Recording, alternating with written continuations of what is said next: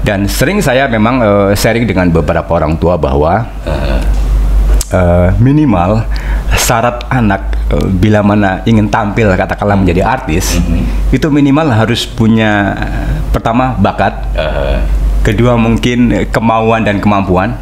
Kemauannya tentu mereka mengikuti berbagai kegiatan casting, audisi kan. Sebetulnya sih kalau saya ya apa aja ya, mau lagu Indonesia oke, lagu Barat juga oke, asal enak-enak didengar aja gitu, alunannya enak, ya udah coba nyanyi gitu.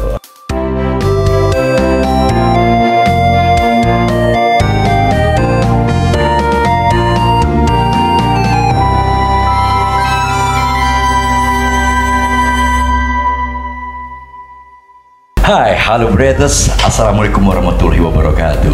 Waalaikumsalam warahmatullahi wabarakatuh. Ini dia, kita hadir kembali di podcast Brett Indonesia dan radio streaming Brett Indonesia. Kami dari Brett Indonesia mengucap terima kasih atas kedatangan. Oke, sama-sama. Sama-sama. Udah makan sih? Sudah. Udah ya? Alhamdulillah. Sudah. Belum yang kedua kali. Belum dua kali. Oke, ngobrol-ngobrol pada kesempatan kali ini tentunya kan berkaitan dengan apa yang dimiliki oleh Om Sis, Om Aris juga kan gitu ya. Yang tentunya berkaitan di dunia industri atau dikatakanlah ini dalam bentuk hiburan ya kan. Kalau Sis ini boleh dibilang dia adalah seorang YouTuber yang sering mengeluarkan suaranya, dia serak-serak sampai juga nyanyi gitu. Luar biasa kan gitu ya enggak. Oke, sekarang ke Mas Sis dulu deh ya. Iya. Sis, sebenarnya kalau melihat apa yang terjadi tentang fenomena dulu dan sekarang, tentu ada perbedaannya kan? Tentu, iya. Lu kan nyanyi nih, iya, ya kan? Nyanyi itu apakah merupakan sesuatu cita-cita dari lu masih kecil, remaja, sampai sekarang tetap masih nyanyi? Itu gue heran tuh. Iya. Lu kapan berhentinya sih? Ya tentunya ini ya Mas, apa namanya, dari hobi aja ya, hobi sekedar hobi dari SMP lah, nyanyi ya kan, tarik suara seadanya aja lah, seadanya nggak tahu sampai kapan ya. Dan semampunya. Padahal lu otodidak atau sempet sekolah otodidak aja. Dan kalau kita bicara masa lalu untuk yang sekarang ini, gue nggak bisa sekarang, dulu deh. Iya. Itu nyanyi itu dorongan dari karena ada teman-teman bisa nyanyi, ikut nimbrung atau barangkali memang basic lu di rumah lu sudah senang dengerin lagu-lagu. Iya, itu memang senang dari kecil tuh ya, apa dengerin lagu kadang di radio, kaset gitu kan. Ya memang tertarik aja untuk nyanyi-nyanyi aja gitu. Nah, paling dominan lagu apa yang lu paling suka lu dengar? Apakah lagu Barat atau Indonesia? Dulu kan gila tahun 80-an, tahun berapa nih? 80-an kali ya? 80-an ya, 80-an, 85-an. Nah, sebetulnya sih kalau saya ya apa aja ya, mau lagu Indonesia oke, lagu Barat juga oke, asal enak-enak didengar aja gitu, alunannya enak, ya udah coba nyanyi gitu. Dari perjalanan lu karena mengeluarkan sebuah hobi dari seni suara, berarti di sekolah lu ikut kegiatan-kegiatan dong dulu-dulunya ya, sampai lu di kampus atau gitu? Sebetulnya sih kalau di tarik suara sih enggak ya, enggak ada yang ini khusus saja. Cuman ya nongkrong-nongkrong aja nyanyi apa segala itu. Sempet ngamen nggak dari warung ke warung? Enggak. Dan sampai sekarang lu masih eksis tuh ya? Iya, masih. Ya kadang-kadang karena saya sendiri ada kesibukan kan kerja ya biasa sehari-hari. Nah mungkin di hari Minggu itu saya sambil santai lah dengan keluarga jalan, biasanya kita nongkrong di kafe atau resto, cari-cari yang ada musiknya. Ya udah ikut nyanyi di situ. Itu keasikan tersendiri tuh ya. Iya, keasikan luar biasa. Iya. Itu adalah kebahagiaan tuh. Benar, kebahagiaan. Oke, sekarang gua mau ke Mas Aris di sini sebagai orang yang selalu mencari bibit dari bakat-bakat yang ada, yang tentunya di sini untuk mencari sebuah talent ya. Riz, kalau usia segini masih cari gak talent kayak gitu? Keren. Gimana, Riz? Ya, oke. Terima kasih Bung Sam, luar biasa hari ini diundang di podcast Pride Indonesia. Berkaitan dengan passion ya kan. Passion. Nah, memang Mas Rus nggak passion dia. kalau saya lebih banyak menggeluti dunia pengembangan bakat. Terkait dengan bakat potensi anak ya. Tentunya berhubungan dengan dunia entertain. Itu menyangkut acting, presenter, dan tentu memang kalau aku lihat sekarang ini anak-anak yang aktif, yang punya bakat, itu punya kesempatan luar biasa untuk tampil ya kan.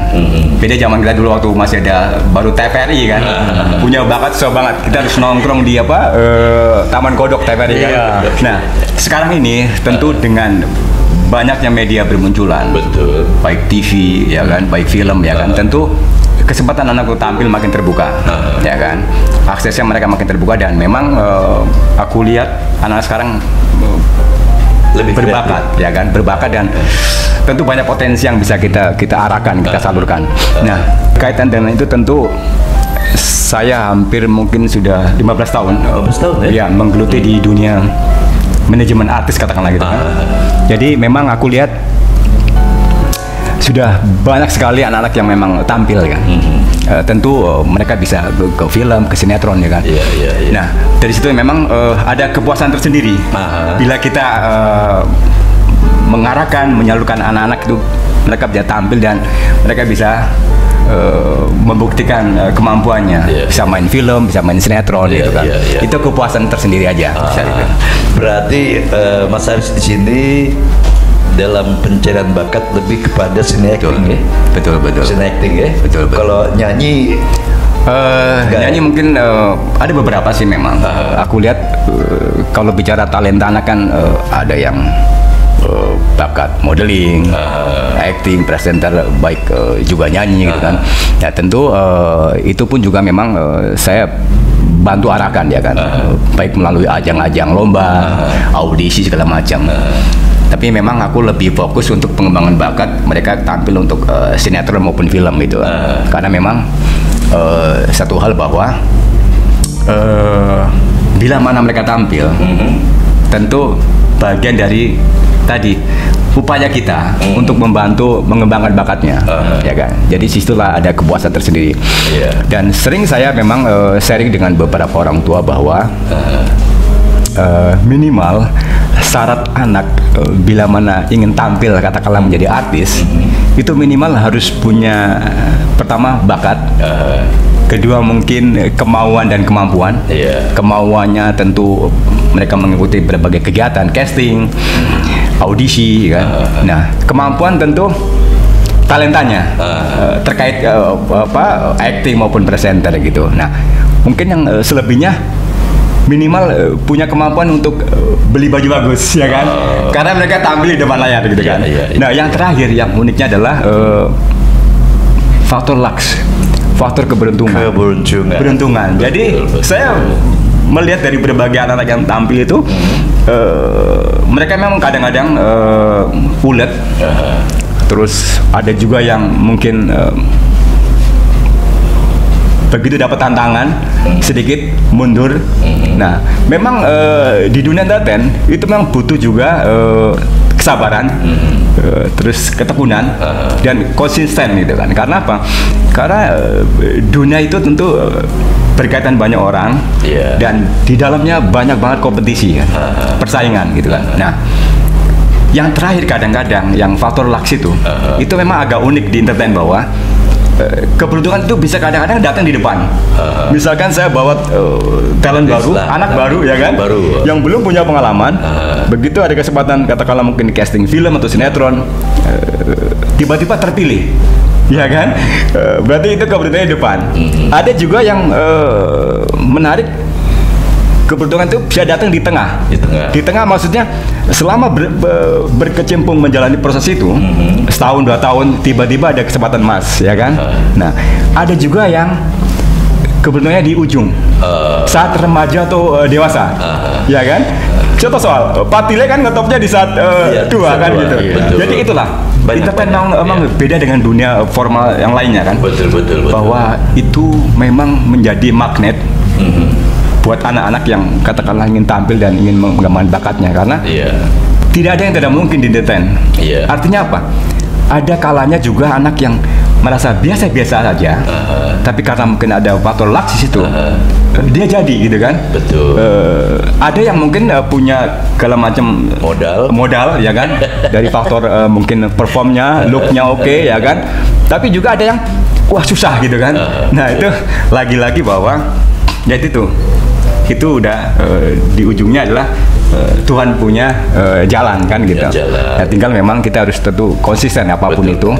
Menjalani sebuah katakanlah mungkin keinginan atau impian gitu kan. Itu mungkin sedikit yang sedikit bisa saya sampaikan ya. Oke, Bretters, ada sesuatu yang menarik dari dua tamu istimewa kita yang hadir di kesempatan kali ini, yang tentunya apa yang menjadi perbincangan kita di podcast Brett Indonesia bisa memberikan inspirasi untuk kita semua. Oke, nanti kita lanjut dengan podcast Brett Indonesia dan radio streaming Brett Indonesia. Itu idealnya harus kemauan dari anak. Karena apa? Karena dari sisi kita manajemen itu akan lebih mudah untuk mengarahkan kemana sih bakatnya akan kita salurkan gitu kan. Nah, tentu memang aku melihat bahwa kondisi sekarang tentu banyak sekali katakanlah mungkin tempat-tempat atau wadah-wadah yang bisa mengeksplor bakat anak-anak, baik itu sanggar, manajemen atau pelatihan apapun itu kan. Nah, tinggal memang para orang tua harus sedikit melihat bahwa tempat-tempat itu juga harus sedikit paling tidak harus punya track record. Lagu lama lagu sekarang juga. Itu sesuai permintaan dari mereka atau enggak juga? Saya lihat begitu, misalnya di satu resto atau kafe, saya lihat pengunjungnya nih. Nah, ini pengunjungnya kalangan apa? Misalnya, wah kebanyakan orang tua yang biasa saya bawakan lagu-lagu jadul, lagu-lagu lama. Tapi kalau kebanyakan anak muda, kasih lagu-lagu sekarang.